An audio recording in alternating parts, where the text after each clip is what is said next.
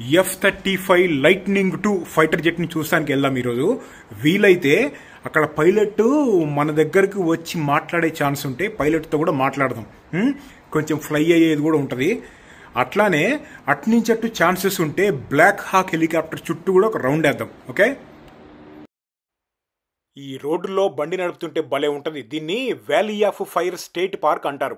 Loss Vegas తెలుసుగా, అక్కడి నుంచి ఇంకొక గంట వెళ్ళాలి పైకి, 50 మైల్స్. అక్కడికి వెళ్తే valley of fire state park అని చెప్పి ఉంటుంది. ఫస్ట్ టైం వెళ్ళినప్పుడు మొత్తం ఆరెంజ్ కలర్లో మౌంటైన్స్, చాలా యూనిక్గా ఉంటుంది చూస్తానికి. జనాలు కూడా చాలా తక్కువ మంది ఉంటారు అక్కడ. ఎవరికి తెలియదు ఆ ఏరియా గురించి, చాలా తక్కువ మందికి తెలుసు. అంటే బాగా ఎండలు ఉంటాయి కదా, తొందరగా ఎవ్వరూ వెళ్ళరు. చాలా రిమోట్ ఏరియా. ఇదిగో ఇక్కడ చూడు, జింకగాళ్ళు, మౌంటైన్ గోట్స్. పర్టికులర్గా చెప్పాలి అంటే మౌంటైన్ గోట్స్ అనమాట. ఆ మౌంటైన్స్ పైన తిరుగుతూ ఉంటారు వాళ్ళు అటు ఇటు. ఎండ ఎక్కువగా ఉన్నప్పుడు బయటికి రారు. ఈరోజు కొంచెం చల్లగా ఉంది, అందుకే బయటకు వచ్చి ఆడుకుంటున్నారు అటు ఇటు.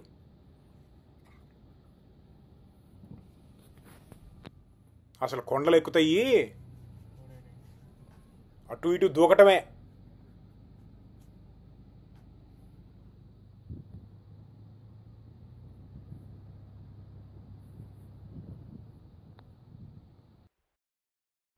రోడ్లైతే మొత్తం మ్యాడ్ మ్యాక్స్ సిరీస్లో ఉన్నట్టు, హిల్స్ హ్యావ్ ఐస్ మూవీస్ ఉన్నట్టు ఉంటాయి.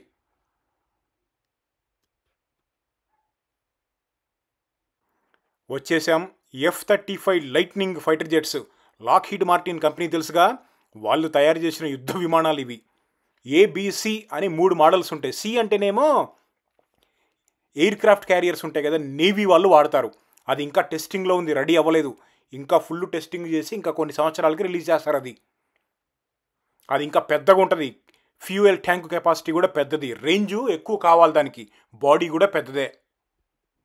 ఇప్పుడు 5th జనరేషన్ అంటే స్టెల్త్ కదా. స్టెల్త్ అంటే ఏంటి? కనపడకుండా వెళ్ళటం. మరి నాకు కనపడుతుంది కదా అని చాలామంది కామెంట్ పెడతా ఉంటారు.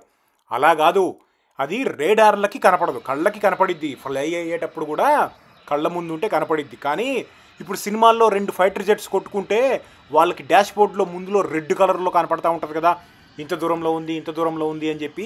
అలా కనపడదు, దాన్ని స్టెల్త్ అంటారు.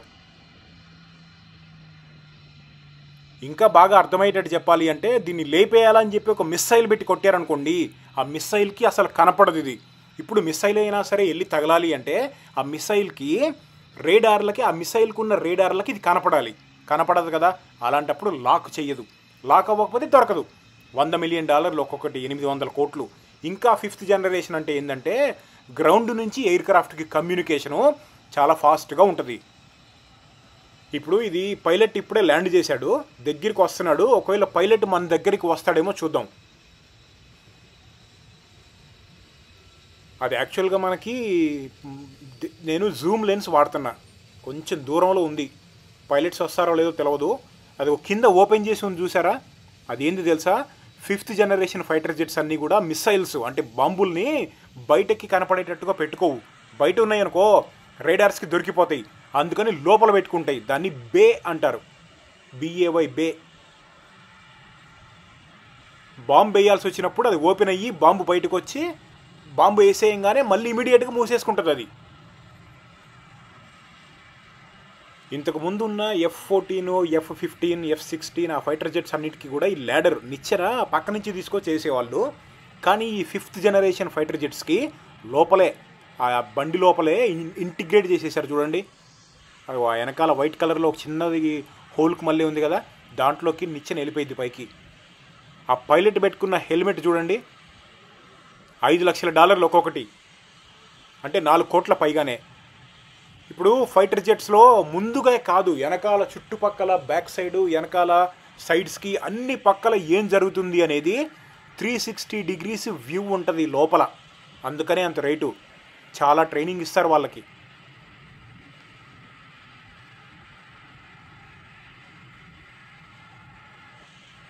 నేను హాయ్ చెప్తున్నాడు కానీ రావట్లేదు, సో రావడానికి యాక్సెస్ లేదనుకుంటా. దీని టాప్ స్పీడ్ 1.6 మాక్, అంటే 2000 కిలోమీటర్లు. ఇప్పుడు ఫ్లై అవటం చూద్దాం.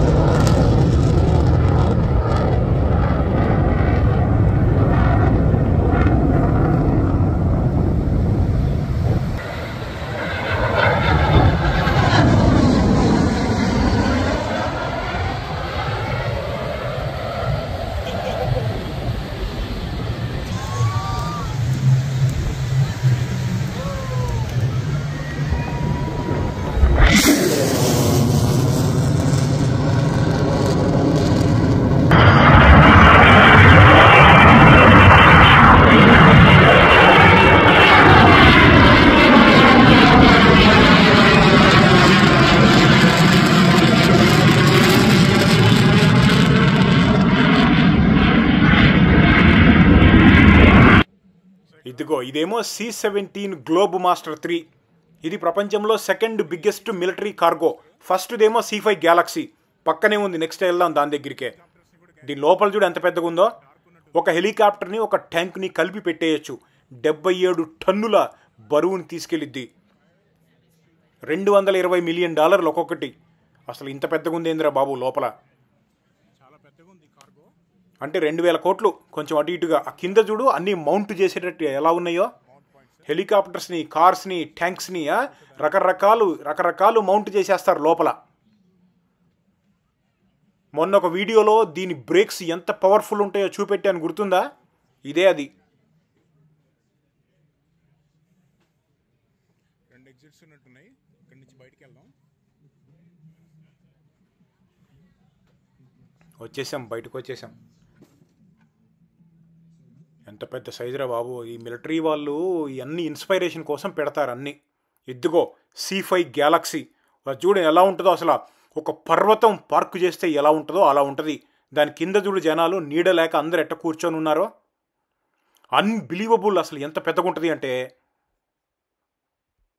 ఫస్ట్ టైం చూసిన వాళ్ళు అయితే అసలు ఇదేంది, ఇది విమానమా ఇంకేమన్నా అనుకుంటారు. ముందు వెనకాల 2 సైడ్ ఓపెన్ ఉంటుంది. 127 టన్నుల బరువును తీసుకెళ్ళిద్ది. 6 హెలికాప్టర్స్ పెట్టేయచ్చు ఒక్కసారి. ఇదిగో ఇదేమో B-1 బాంబర్. మీరు B-2 బాంబర్ చూపిమని అడుగుతారు కదా, అదంత ఈజీగా దొరకదు. B-1 ఇది. B-2 కన్నా B-1 పెద్దది.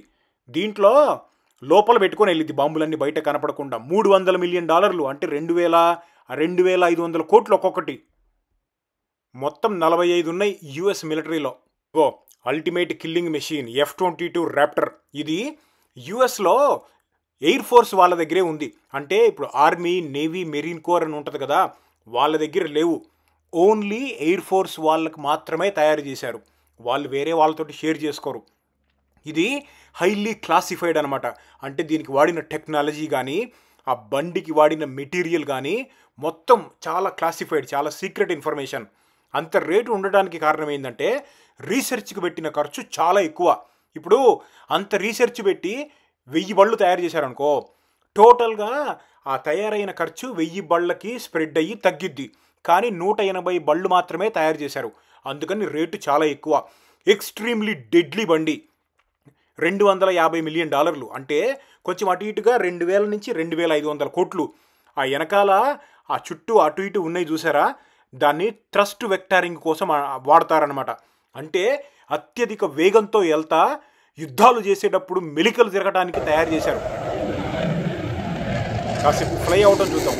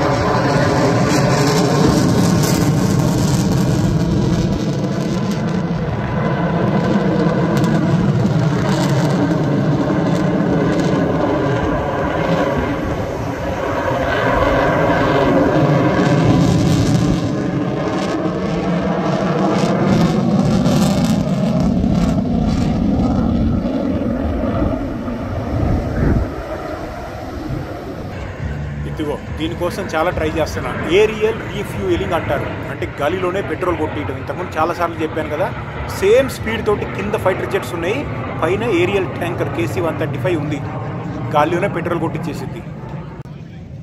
ఇదిగో ఇందాక చూపెట్టిన B-1 బాంబర్ ఫ్లై అవుతుంది చూసారా, అసలు ఎలా ఉంటుందో అది. ఇక్కడ ఒక బాంబు వేసింది చూడండి, ఇదిగో వినపడిందా?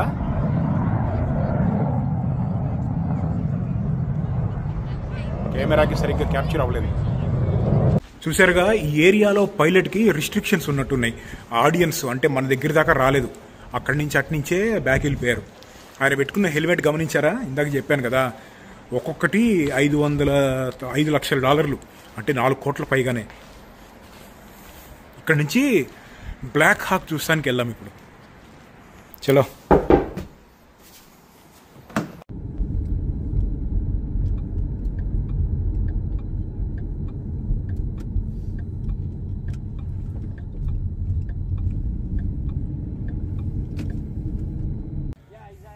ఇదిగో ఇంకొక beautiful machine, UH-60 black hawk helicopter. అందులో ఆర్మీ వాళ్ళ వెర్షన్ ఇది. మామూలుగా ఈ రెక్కలు చూసానికి పల్సగా కనపడతాయి కానీ చాలా మందం ఉంటాయి, 2 ఇంచులు 3 ఇంచులు మందం ఉంటుంది ఒక్కొక్కటి పట్టుకుంటే. మరి దాని బరువుని అంత లిఫ్ట్ చేయడానికి కావాలి అంటే ఆ మాత్రం ఉంటుంది. అసలు ఇంజన్లు చూడ పైన ఎలా ఉన్నాయో. దీని సైజ్ ఎంత అనేది అసలు రియల్గా చూస్తే దాని స్కేల్ ఏందనేది అర్థమవుతుంది. యాక్చువల్గా వీడియోలో అది ఎంత పెద్దగా ఉందని అది ఇమాజిన్ చేసుకోవడం కొంచెం కష్టమే. సికోర్స్కీ అనే కంపెనీ వాళ్ళు తయారు చేస్తారు, లాక్హీడ్ మార్టిన్ వాళ్ళ డివిజన్ అనమాట.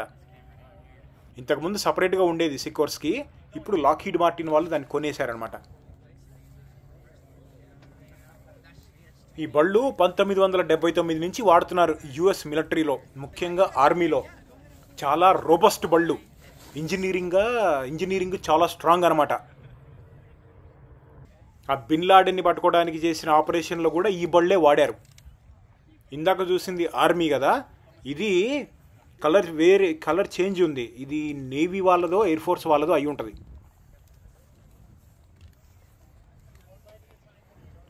US మిలిటరీ మొత్తంలో యుద్ధాలు చేసి రాటు తేలిపోయిన మెషిన్స్లో ఇది కూడా ఒకటి. 100 కోట్ల నుంచి 300 కోట్ల మధ్యలో ఉంటుంది రేటు ఒక్కొక్క బండి, ఆ మోడల్ని బట్టి. దీని టాప్ స్పీడు 290 కిలోమీటర్లు, నెవర్ ఎక్సీడ్ స్పీడ్ 330. అంటే 330 కన్నా అసలు ఎక్కువ వెళ్ళకూడదు, ఇంకా ఎట్టి పరిస్థితుల్లో. వెళ్ళేరా కూలిపోతాయి, సేఫ్టీ స్టాండర్డ్స్ అనమాట. ఇంకా ఏంటంటే ఒక్కసారి ఫుల్ ట్యాంకు కొడితే 578 కిలోమీటర్లు వెళ్ళిద్ది. ఎక్స్ట్రా ఫ్యూయల్ ట్యాంకులు ఉంటాయి దాని లోపల, అందులో కూడా పెట్రోల్ కొట్టుకొని వెళ్ళిందనుకో, పెట్రోల్ అంటే అదే ఏవియేషన్ ఫ్యూయల్, అప్పుడు 2300 కిలోమీటర్లు దాని రేంజు. ఏంది నార్మల్గా ఉన్నప్పుడు. అదే కాంబాట్ రేంజ్ అంటే యుద్ధాలు చేసేటప్పుడు రేంజ్ మారిపోయిద్ది, ఎక్కువ ఫ్యూయల్ వాడేస్తారనమాట. సగానికి సగం 1/4కి వచ్చేస్తుంది.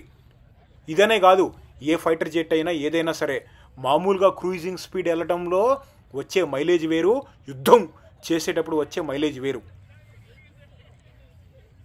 ఇదంతా కూడా ప్రజల్ని, యంగ్ జనరేషన్ని ఇన్స్పైర్ చేయడానికి వచ్చి మిలిటరీలో జాయిన్ అవ్వండి అని చెప్పి. హెల్మెట్ భలే ఉంది కదా పైలట్స్ పెట్టుకునేది.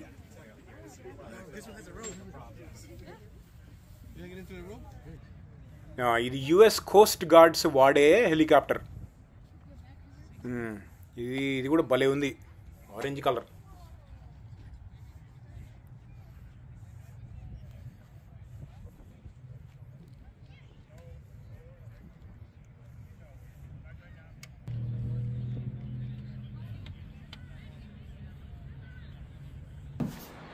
జనరల్గా మామూలుగా కామెంట్స్లలో నన్ను అడుగుతూ ఉంటారు, మన ఇండియన్ ఆర్మ్డ్ ఫోర్సెస్ వాళ్ళు రఫాయల్స్ కొనాలా, లేకపోతే F-35s కొనాలా, లేకపోతే Su-57s కొనాలా అని చెప్పి కామెంట్స్లలో అడుగుతూ ఉంటారు. నా పర్సనల్ ఒపీనియన్ అయితే F-35s కొంటే బెటర్ అని చెప్పి నా ఒపీనియన్. కాబట్టి మన వల్ల భయం అంతా ఏంటంటే ఫైటర్ జెట్స్ కెపాసిటీ కాదు, ఇప్పుడు దాన్ని ఎలా వాడాలి అనే దాని మీద US వాళ్ళు ఏమన్నా రిస్ట్రిక్షన్స్ పెడతారేమోనని మన వాళ్ళు ఆలోచించే భయం అది.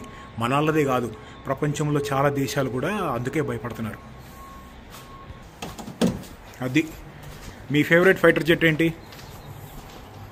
ఏమైనా క్వశ్చన్స్ ఉంటే కామెంట్ చేయండి, టైం ఉన్నప్పుడు రెస్పాండ్ అవుతా. Okay, bye.